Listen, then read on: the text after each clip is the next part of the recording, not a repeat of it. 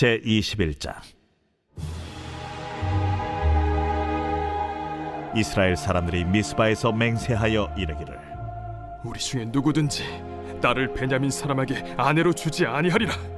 백성이 베델에 이르러 거기서 저녁까지 하나님 앞에 앉아서 큰 소리로 울며 이르되, 이스라엘의 하나님 여호와여, 어찌하여 이스라엘에 이런 일이 생겨서 오늘 이스라엘 중에 한 지파가 없어지게 하시나이까?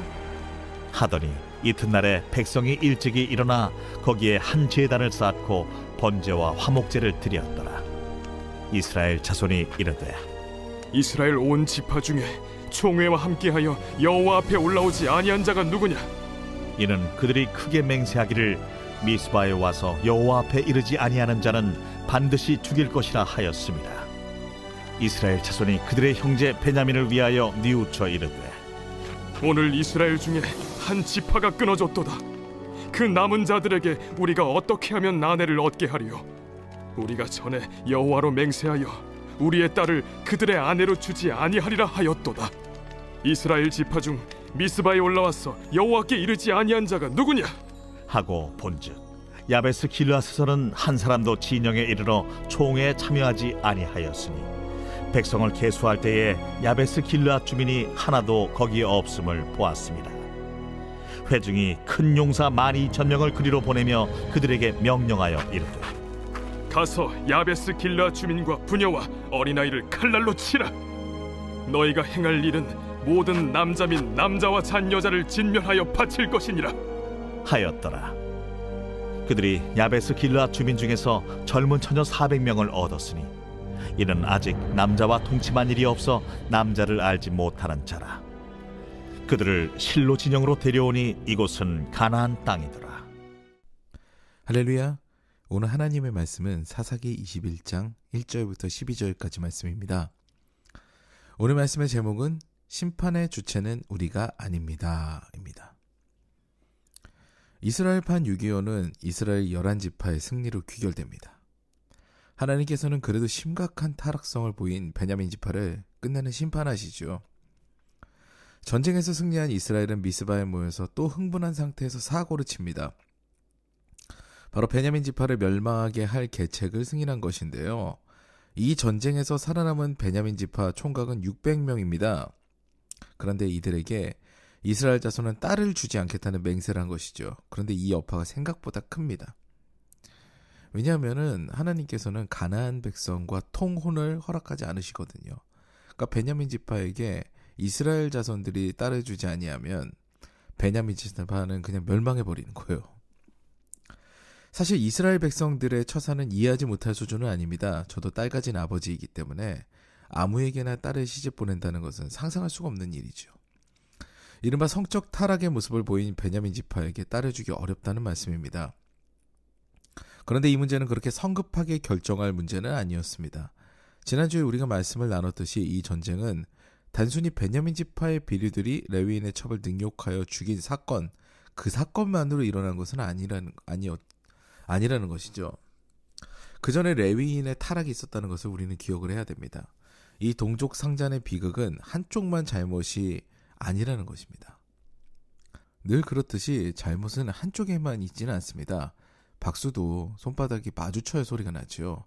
그러니까 대부분의 잘못은 서로가 다 잘못을 저지르기 때문에 잘못이 일어나게 됩니다.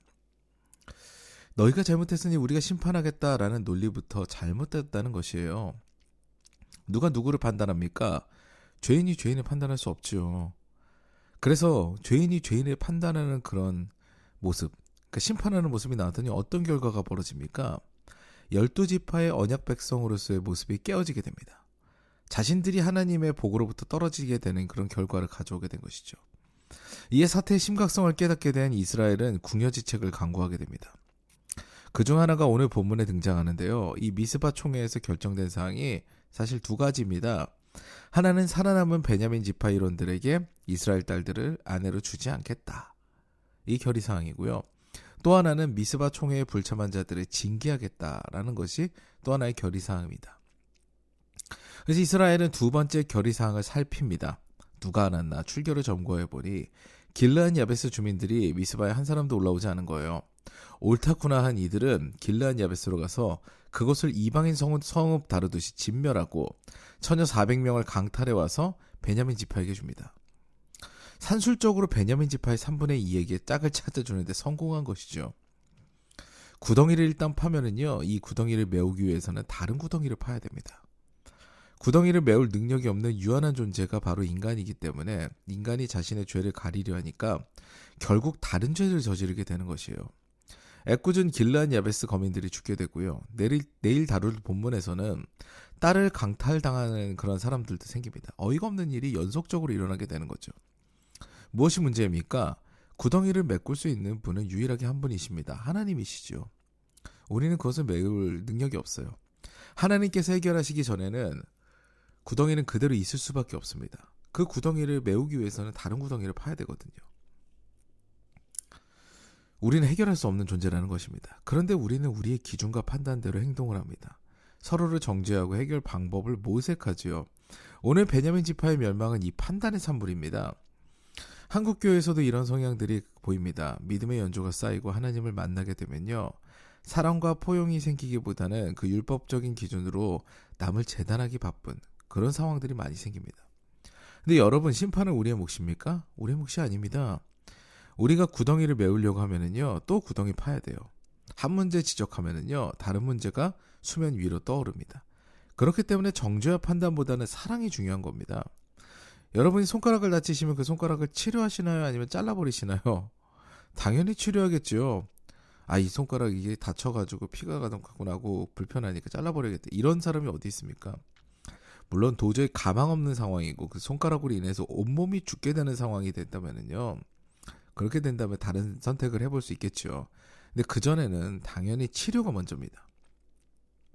근데 교회 공동체라고 할지라도, 심지어 가족이라고 할지라도요, 기준에 부합되지 않는, 내가 세웠던 그런 기준에 어긋나는 행동을 하게 되면요, 그 행동에 대한 암묵적 응징이 시작이 됩니다. 공의를 실천한다는 생각하에 스스로 하나님이 되어 심판하는 거죠. 그것에 능한 것이 바로 우리 존재라는 것입니다. 그런데 심판은 누구의 몫입니까? 하나님의 몫입니다. 우리 몫이 아니에요. 그분께 이 모든 판단을 맡길 때 하나님께서는 비로소 스스로 해결하시게 됩니다. 근데 그 해결이 어떻습니까? 너희 이거 잘못했어. 너네들은 이걸 해야 돼. 이런 해결입니까? 아닙니다. 내가 다 책임질게입니다. 그렇기 때문에 우리는 그 사랑 앞에서 무릎 꿇을 수밖에 없는 거죠. 내가 판단하는데 너희들은 너희 죄를 다 감당해야 돼. 그래서 이런 행동을 해야 돼. 이런 하나님이 아니시라는 거예요. 다 내가 책임지겠다. 내 잘못이다. 하시면서 인류의 모든 죄를 십자가에서 청산하신 분이 바로 우리 예수님이십니다. 그러므로 심판은 우리의 몫이 아닙니다. 앞서 말씀드렸듯이 우리가 구덩이를 메우려면요, 다른 구덩이가 생깁니다. 이에 우리는 오늘도 주님께서 허락하신 구원의 은혜를 기억하며 감사의 하루를 살아가는 것이 필요합니다. 그 은혜로 오늘도 행복하게 시작하는 저와 여러분 되시기를 주님의 이름으로 축원합니다. 이제 다 같이 기도하시겠는데요, 말씀을 생각하시면서 하나님, 우리가 교만하게 판단하지 않게 하시고 우리의 주변의 잘못된 모습을 목도하였을 때 중보하며 그것을 위해서 기도하는 우리가 될 수 있도록 도와주시옵소서라는 그런 기도를 드리고요. 아울러 개인의 기도 제목들을 두고 주님 앞에 나아가 간절히 기도하는 시간을 갖겠습니다.